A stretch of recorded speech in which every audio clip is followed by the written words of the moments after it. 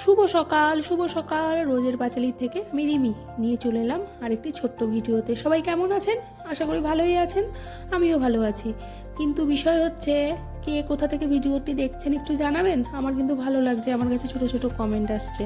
আমি দেড় মাসই হয়েছে, এখনও 2 মাস হয়নি ভিডিও করছি। আমার কাছে বেশ কমেন্ট আসছে অনেক রকমের। এইটা ভেবে ভালো লাগছে যে আমার ভিডিও অনেক দূর পর্যন্ত পৌঁছাচ্ছে। জানি না ভবিষ্যতে আর কতটুকু আসবে, কিন্তু আমার এখনই ভালো লাগছে। আর সকালবেলা বলতে 8টার মধ্যেই আলু সেদ্ধ ভাত করেছিলাম, কারণ ছেলে স্কুলে যাবে। এতদিন তো বাচ্চাদের পরীক্ষা ছিল, ছেলে যেহেতু 11-এ পড়ে, ওদের আবার স্কুলটা শুরু হয়েছে। আর ওদের এখন মানে যারা নাকি 9 পর্যন্ত আছে তাদের রেজাল্টের আশায় আছে। আর এদের না এখন ঠিকঠাক করে স্কুল হচ্ছে না, কারণ সাবজেক্টের একটা ব্যাপার আছে, তো কখনো 6 পিরিয়ডেই ছুটি হয়ে যাচ্ছে। যাই হোক, ওর হেডফোনটা আমার কাছেই ছিল, নিয়ে আসলাম। আর ওই যে দেখতে পাচ্ছেন ফুলটিকে, মানে ফুলগুলোকে, ওই ফুলগুলো এখনও রয়েছে কিন্তু। আর ওর বাবা কিছু একটা দিয়ে গেছে বাজারে, জানি না কি আছে। আর এই ব্যাগের মধ্যে উকি মারতেই দেখলাম কিছু একটা প্যাকেট, আর ওইদিকে বেগুনটি দেখা যাচ্ছে। যাই হোক, দেখা যাক কি রান্না করা যায়। তা রান্না করব বলতে আজকে মূলো রান্না হবে।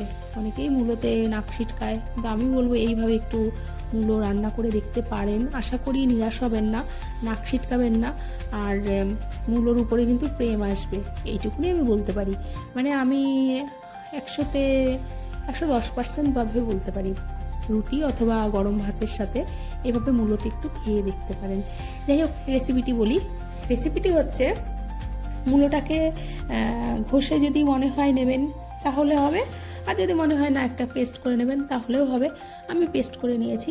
আর মূলোর যে জলটা বেরোবে না, সেই জলটাও আজকে রান্না হবে। আর আমি কিন্তু মূলো শাকও ছাড়ি না, আমি মূলো শাকটাও রান্না করেছি, বাদাম আর পোস্ত পরে দিয়ে হলেও মূলো শাক করেছি। আর মূলো শাকের জন্য আমি একটু লবণ দিয়ে সবসময় ভিজিয়ে রাখি, ভালো করে চটকে হাতে। আর তারপরে মূলো শাকটা করি। মূলো শাকটাও ভালো লাগে খেতে, মানে আমি মূলো ফেলি না। যাই হোক, আর ভাজা ভাজা হয়েছিল। আর এই মূলোটা হবে হচ্ছে ভীষণভাবে একখানা স্পাইসি মশলা বানানো হবে।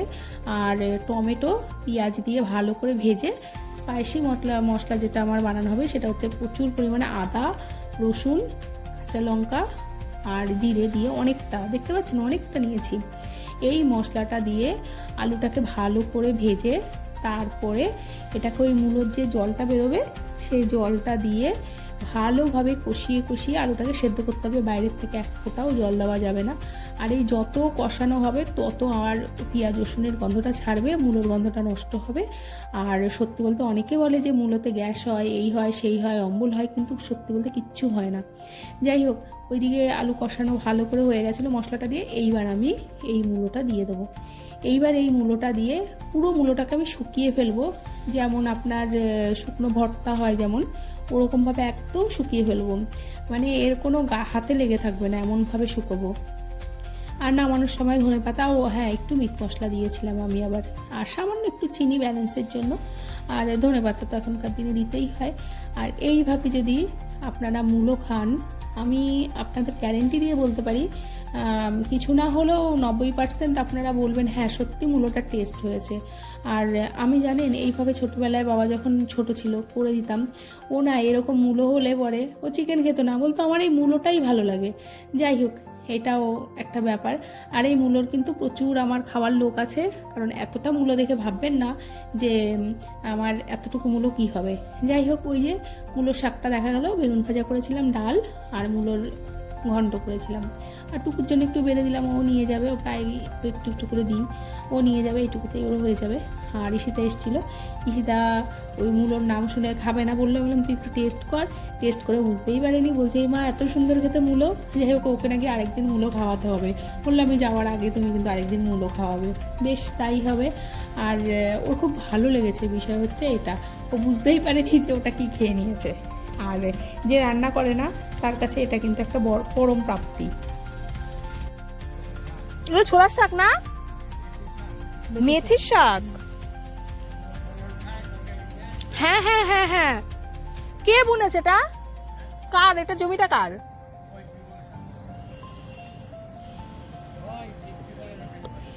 চল ওদিক দিয়ে চল, ওদিক দিয়ে চল। দুপুরের সব কিছুই কমপ্লিট হয়ে গেছে।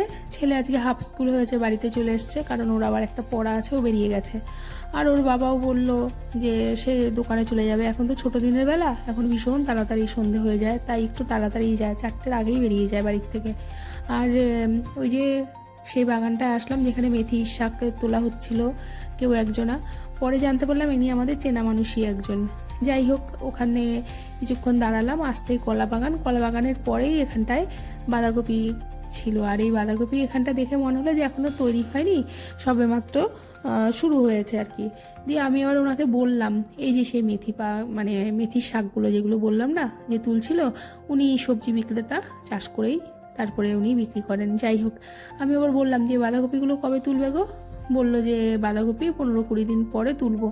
দিয়ে আমি বললাম তখন আমি আসবো। বললো ঠিক আছে, তোমার বাড়ির সামনে দিয়েই তো যাওয়া আসা হয়, তোমাকে আমি ডাকবো খন। তো এটা একটা খুব ভালো খবর। আর আমি একাই ছিলাম তখন, ঈশিতাকে রেখেছিলাম যে তুই কি আসবি? বললো হ্যাঁ, কারণ ওর আজকে এক্সাম নেই, ওই যেদিন ওর এক্সাম আছে সেদিন ও থাকবে, এরকম একটা ব্যাপার আর কি। তো যাই হোক, ওর সাথে একটু ভালোই সময় দিচ্ছি, কারণ এই তো হাতে গোনা আর কটা দিন, এরপরে ও চলে যাবে। আর এর পাশেই যে মূলোর বাগান, মূলোর ক্ষেত। যাই হোক, আর আমি আজকে মূলো রান্না করেছি, আবার এখানে মূলোর ক্ষেত। আর আমি রান্না করেছি লাল মূলো, এখানটা হচ্ছে সাদা মূলো। যাই হোক, আর এই মূলোগুলো এখনও তৈরি হয়নি। দিয়ে আমি ওনাকে বললাম এই মূলো কবে তুলবে? বলছে কালকে তুলবো, বিকেল 3টের পরে। দিয়ে আমি বললাম যে আমাকে ডাকবে গো? বললো তুমি মূলো নেবে? বললাম না, আমি মূলো তুলবো। দিয়ে বলছে হ্যাঁ হ্যাঁ অবশ্যই, তোমার বাড়ির সামনে দিয়ে যখন যাবো আমি তোমাকে ডেকে নেবো, অসুবিধা নেই, আর বাঁধাকপির দিনও আমি তোমাকে ডেকে নেবো। দিয়ে খুব ভালো কথা, উনি আমার রাস্তা দিয়েই যাওয়া আসা করেন। আমিও এই ক্ষেত্রে এই মাঝখানে শর্টকাট হয় যখন মাঝে মাঝে একটু প্রয়োজনে অপ্রয়োজনে এখান দিয়ে যাওয়া আসা করি, ভালো লাগে। আর এখানে খেজুর গাছ আছে, আবার ওখানেও হাঁড়ি বাঁধে। যাই হোক, এই যে এখানে প্রচুর পালং শাক হয়ে আছে দেখুন। আর এই পালং শাকও উনি তুলছিলেন, কারণ আমাদের তো হাটবার হয়, আর এই হাটবারগুলোতে উনি বিক্রি করেন 1-2 দিন আগে পরে। তারপরে উনি সকালবেলা করেও বাজারে বসেন, আবার আড়তে যায়। এই যে এখন কেটে নিচ্ছে সন্ধে, কারণ ওনাকে ভোরবেলায় মানে সেই 3টে-3:30টের সময় উনি আড়তে যাবেন এগুলো দিয়ে আসতে। যাই হোক, আমি দেখলাম, আমার এত ভালো লাগে এই জায়গাগুলো আসতে, জানি না, আসলে ভীষণ ভালো লাগে, মনটা অটোমেটিক ভালো হয়ে যায়। এর কোনো আমি জানি না এর কারণ মানে কি না কি, কিছুই জানি না, কিন্তু আমার আসতে ভালো লাগে। আর এখানটা কিছুক্ষণ ওনার সাথেও গল্প করছিলাম।